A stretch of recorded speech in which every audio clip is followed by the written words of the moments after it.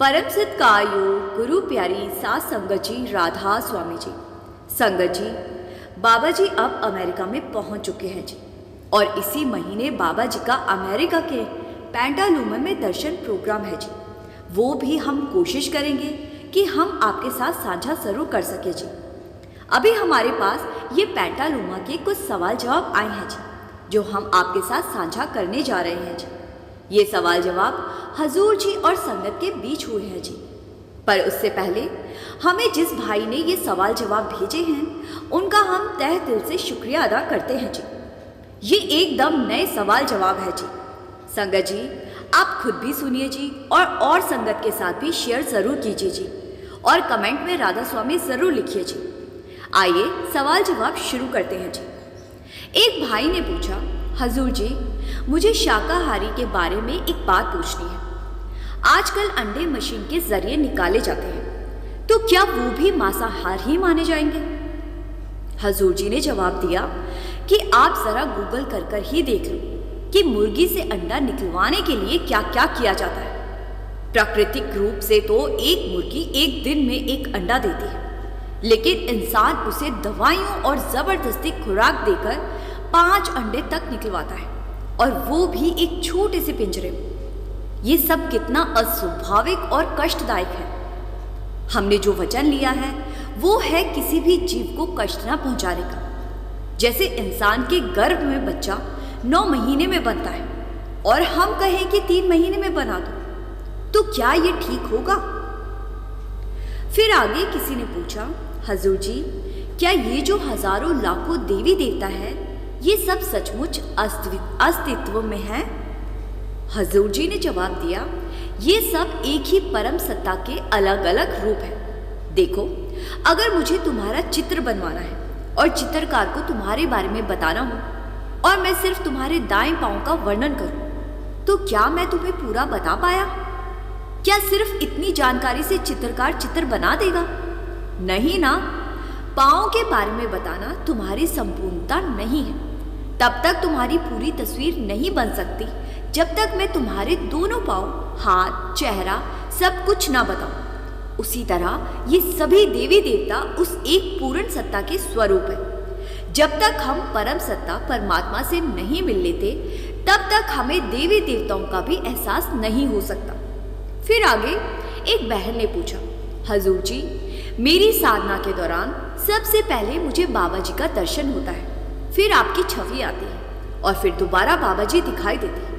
ऐसे में मुझे क्या करना चाहिए? हजूर जी ने कहा, देखो हमें उसी और मन लगाना है जिन्होंने हमें नाम की राह दिखाई, यानी जिन्होंने आपको नामदान की बख्शिश की है। उन्हीं के स्वरूप को ध्यान में रखना है, नहीं तो तुम्हें तो फिर दुगना समय ध्यान में लगाना पड़ेगा। फिर आगे किसी ने हजूर जी से कहा, आप तो बहुत ही सुंदर है।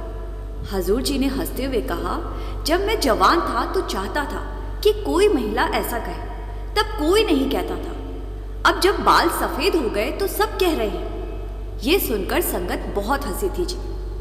फिर आगे किसी ने पूछा, हजूर जी कभी कभी लगता है जैसे मैंने भजन सिमरन की शुरुआत जिस दिन की थी मैं आज भी उसी जगह खड़ा हूं। मैं आगे बढ़कर मालिक को पाना चाहता हूं, मालिक के और पास जाना चाहता हूं। हजूर जी ने जवाब दिया, अपने प्रयासों को खुद ही मत आंको।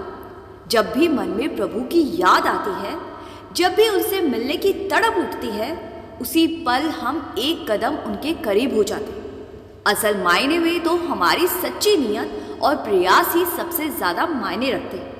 हमें आभार के भाव के साथ सच्ची भावना से साधना करनी है। फिर आगे एक बीवी ने कहा, हजूर जी कृपया मेरी मदद कीजिए, मेरे पति की भी मदद कीजिए और मेरे पिताजी को भी नामदान दे दीजिए।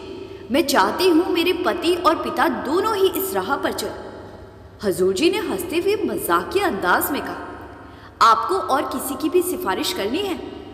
ये सुनकर संगत बहुत हंसी थी जी। फिर हजूर जी ने समझाया कि हम अपने चाहने से किसी को इस राह पर नहीं चला सकते, हम बस अच्छा उदाहरण बन सककर दिखा सकते हैं। जब मालिक चाहेगा तो आपके परिवार वाले जरूर इस ओर लग जाएंगे। फिर आगे यही बीवी कहने लगी कि बाकी सबको नामदान मिल चुका है, अब बस मेरे पति और पिताजी रह गए हैं, कृपया उन्हें नाम की बख्शिश कर दीजिए। हजूर जी ने हाँ में सिर हिला दिया। फिर आगे एक भाई ने पूछा, कई बार मैं कोई निर्णय लेता हूँ और उसका नतीजा सही नहीं निकलता, क्या ये मेरे कर्मों का फल है? मुझे क्या करना चाहिए? हजूर जी ने जवाब दिया, ऐसे में बस एक छोटा सा सुधार करना होता है। दिशा बदलो पर रुकना नहीं है, हारना नहीं है। हम नहीं जानते कि हमारे कर्म में क्या लिखा है, इसीलिए हमें कर्मों के फल की चिंता किए बिना बस अपनी मेहनत करते जाना है। फिर आगे किसी ने पूछा, हजूर जी मुझे नामदान लिए 16 साल हो गए, लेकिन लगता है जैसे मैं कहीं नहीं पहुंचा, ध्यान में कुछ दिखाई नहीं देता। हजूर जी ने कहा कि तुम किस चीज़ की अपेक्षा कर रहे हो? अगर किसी चीज़ की अपेक्षा करके बैठोगे तो मन हमेशा फल की ओर भागेगा और ध्यान नहीं लग पाएगा। नामदान के समय जो बातें बताई जाती हैं, हमें उन्हें ही आधार बनाकर अपनी साधना करनी होती है। बाकी सब कुछ मालिक की मर्जी पर छोड़ दो। हमारा काम सिर्फ बैठना है, वही तो सबसे अहम बात है। फिर आगे एक भाई ने कहा, हजूर जी मैं बेहद आभारी हूँ, पिछले 44 सालों से मैं बाबा जी से बात करने का सपना देखता रहा और आज आपके ज़रिए ये अवसर मिला है। आपका बहुत बहुत शुक्र है। इस पर हजूर जी ने स्माइल दी थी। फिर ये भाई कहने लगा कि हजूर जी मैं एक कविता पढ़ना चाहता हूँ। फिर इस भाई ने एक कविता पढ़ी तो हजूर जी ने फिर से स्माइल कर दी। फिर आगे एक बहन ने कहा, मुझे हाल ही में नामदान मिला है, मैं बाबा जी का सहारा लेकर चल रही हूँ। हजूर जी ने जवाब दिया कि मैं भी बाबा जी का हाथ थामे हुआ हूँ, आओ हम दोनों साथ मिलकर उनका हाथ थामे रहते हैं। फिर आगे किसी ने हजूर जी से पूछा, हजूर जी मैं अच्छा व्यवहार करता हूँ, लोगों की मदद करता हूँ, लेकिन फिर भी मुझे बुरा अनुभव होता है। मैंने तो 2 घर भी बनवा दिए और बदले में कुछ नहीं मिला, क्या हमें दूसरों की मदद करनी चाहिए? हजूर जी ने कहा कि चलो इस बात को तर्क से समझते हैं। अगर अच्छे कर्मों का फल बुरा मिला तो क्या बुरे कर्मों से अच्छा फल मिलेगा? नहीं ना, ये सोचने का तरीका ही गलत है। तुमने जो अच्छा किया वो तुम्हारी नीयत से हुआ, लेकिन तुम फल की अपेक्षा करने लगे। फल कब और कैसे मिलेगा ये हम नहीं जानते। फिर आगे एक भाई ने पूछा, हजूर जी जब मैं ध्यान करते करते अपनी मुद्रा बदलता हूँ तो सिमरन से ध्यान हट जाता है। हजूर जी ने पूछा, अच्छा बताओ खेल में रुचि रखते हो? तो भाई ने कहा, हाँ मैं क्रिकेट खेलता हूँ। हजूर ने पूछा, अच्छा तो कभी गेंदबाजी करते हो और कभी बल्लेबाजी? भाई ने कहा, जी हाँ। हजूर जी बोले, तो देखो क्रिकेट में तो दोनों चीज़ें करनी पड़ती है, गेंदबाजी भी और बल्लेबाजी भी। तुम ये तो नहीं कह सकते कि आज मैं सिर्फ बल्लेबाजी करूंगा और गेंदबाजी नहीं करूंगा। ध्यान भी कुछ इसी तरह से होता है। ध्यान में भी ऐसा ही है, हर स्थिति में अभ्यास करना होता है। जिस भी मुद्रा में बैठो उसी मुद्रा में अपनी ड्यूटी पूरी करना जरूरी है। फिर आगे एक बहन ने कहा, मुझे ध्यान के बारे में पूछना था जी। जब मैं यात्रा कर रही होती हूँ तो पूरा समय नहीं दे पाती, सिर्फ 20 मिनट ही कर पाता हूँ, जबकि मन तो ज्यादा करने का होता है। हजूर जी ने जवाब दिया, ध्यान में सबसे महत्वपूर्ण है तुम्हारी नीयत और प्रयास। मालिक हमारी कोशिश देखता है, मालिक को पता है कि हम किस अवस्था से गुजर रहे, इसीलिए हमें अपनी तरफ से कोशिश करनी है। फिर आगे एक बीवी ने कहा कि मेरे ससुर जी जिन्होंने अब दुकान छोड़ दी है और वो हमारे साथ रहते हैं, वो बहुत उदास रहते हैं, कभी कभी तो जीवन छोड़ने की बातें भी करते हैं। मैं उनकी कैसे मदद करूं? हजूर जी ने जवाब दिया कि जब इंसान के पास कोई लक्ष्य नहीं होता तो मन भटकने लगता है। हमें अपने जीवन में कोई ना कोई रुचि या काम या कोई लक्ष्य जोड़ना जरूरी होता है। अगर अब दुकान नहीं है तो वो बच्चों के साथ वक्त बिता सकते हैं, पड़ोसियों से मेल जोल बढ़ा सकते हैं। कुछ नया जोड़ना जरूरी है ताकि हम पुराने से अलग हो सके। फिर इसी बीवी ने कहा, वो आज यहीं हमारे साथ है, उन्होंने नामदान नहीं लिया है, लेकिन मैं उन्हें कोई किताब देना चाहती हूँ, लेकिन उन्हें पढ़ने का शौक़ नहीं है। फिर भी आप मुझे बताओ कि मुझे कौन सी किताब देनी चाहिए। हजूर जी ने कहा, अगर कोई 70 या 75 की उम्र में पढ़ने का शौक़ नहीं रखता तो हम किताब थमाकर उम्मीद नहीं कर सकते कि उन्हें आनंद आएगा। उन्हें खुद ही समझना चाहिए कि उन्हें क्या पसंद है और उसी और आगे बढ़ना चाहिए। फिर आगे एक लड़की ने हजूर जी से पूछा, हजूर जी, मेरा भाई नामदान से नहीं जुड़ा है और ना ही किसी आध्यात्मिक राह पर है, लेकिन वो इंसानों और जानवरों की बहुत सेवा करता है, तो क्या अच्छे इंसान बनने के लिए बहुत है?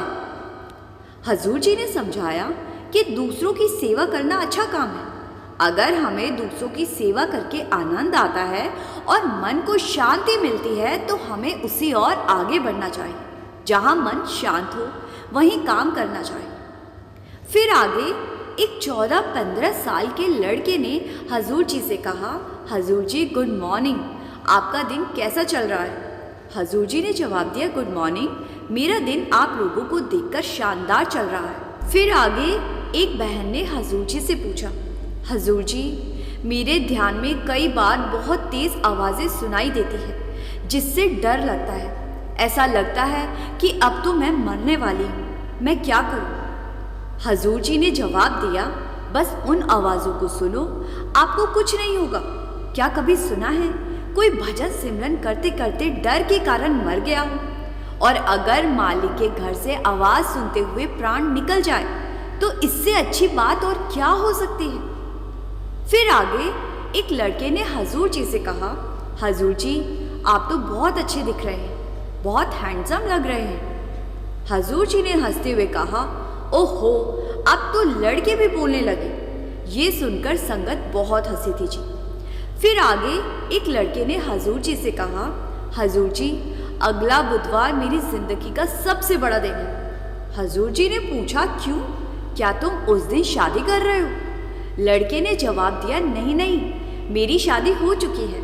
हजूर जी ने मजाकिया अंदाज में कहा, शादी से बड़ा कौन सा दिन हो सकता है? ये सुनकर संगत बहुत तेज तेज हंसने लगी थी जी। फिर हजूर जी ने पूछा, तुम्हारी पत्नी भी यहाँ है क्या? लड़के ने कहा, जी हाँ, यही है। हजूर जी ने हंसते हुए कहा, तो देखना, अब जब वो ये सुनेगी तो तुम्हें अच्छे से जवाब मिलेगा। ये सुनकर संगत फिर से हंसने लगी थी। लड़का कहने लगा, हजूर जी, दरअसल मेरा मेडिकल रेजिडेंस प्लेसमेंट उसी दिन है, सालों से तैयारी कर रहा हूँ, आप कृपा करें। हजूर जी ने कहा, जो होना है वो मालिक की मर्जी से ही होगा। हमें अपनी पहचान सिर्फ करियर से नहीं जोड़नी चाहिए, हम उससे कहीं ज़्यादा हैं, हमें अपने दायरे को बढ़ाना है। फिर आगे एक लड़के ने हजूर जी से कहा, हजूर जी, मैं आपसे बात करके बेहद खुश हूँ। मैं भारत के एक छोटे से शहर से हूँ और जब मुझे पता चला कि आपके माता पिता भी वहीं से थे तो मुझे बहुत अच्छा लगा और आपसे मिलने की तीव्र इच्छा हुई। मेरी साधना को लेकर एक बात कहना चाहता हूँ। मुझे ऐसा लगता है कि मैं कोई विशेष प्रगति नहीं कर पा रहा हूँ। हजूर जी ने हंसते हुए कहा कि अच्छा, तो अब आप चाहते हैं कि मैं कोई जादू की छड़ी घुमा दूँ? हजूर जी ने यहाँ हाथ हिलाते हुए इशारा भी किया। फिर हजूर जी ने कहा, देखो बेटा, ये सब अनुशासन की बात है। मन तो लगातार भागता रहता है, उसे बाहर की ओर जाने की आदत है, लेकिन जब हम हर काम में अनुशासन लाते हैं तब कहीं जाकर परिणाम दिखाई देने लगते हैं। फिर हजूर जी ने उदाहरण के साथ समझाया, देखो, एक आदमी था जो 40 साल तक शराब पीता रहा। फिर एक दिन उसने डॉक्टर से इलाज शुरू करवाया, दवा लेकर घर गया और अगले ही दिन वापस आकर डॉक्टर से शिकायत की। कोई फर्क नहीं पड़ा डॉक्टर साहब। अब सोचो, जिसने 40 साल जहर पिया हो वो एक दिन की दवा से कैसे चमत्कार की उम्मीद कर सकता है? ठीक वैसा ही हमारा हाल है। हमने जन्मों जन्मों से मन के पीछे भागने की आदत बना ली है। जन्मों के कर्मों को लिए हम घूम रहे हैं और सोचते हैं कि कुछ ही दिन के भजन सिमरन में सब मिल जाए। हमारा काम है प्रयास करना, और ये छोटे छोटे प्रयास किसी जादू से कम नहीं, लेकिन इनका फल तभी मिलेगा जब मालिक की कृपा हो। फिर ये लड़का कहने लगा, हजूर जी, मैं तो बस इतना कह सकता हूँ कि आपके साथ मेरा ये जुड़ाव मेरे जन्म स्थान के जरिए है और मेरे लिए बेहद खास है। ऐसा लगता है जैसे हम पहले से ही बहुत निकट हैं। हजूर जी ने हंसते हुए कहा, अब जरा रुक जाओ, नहीं तो पेंटालुमा वाले सब तुमसे जलने लगेंगे। ये सुनकर संगत हंसने लगी थी जी। संगत जी, इस सवाल के बाद हजूर जी ने सब पर प्रेम से दृष्टि डाली और स्टेज से चले गए जी। संगत से एक बार मेरी फिर से विनती है जी कि वीडियो को सारी संगत के साथ ज़रूर साझा करें जी और कमेंट में राधा स्वामी लिखना मत भूले जी। गुरु प्यारी सात संगत जी, राधा स्वामी जी।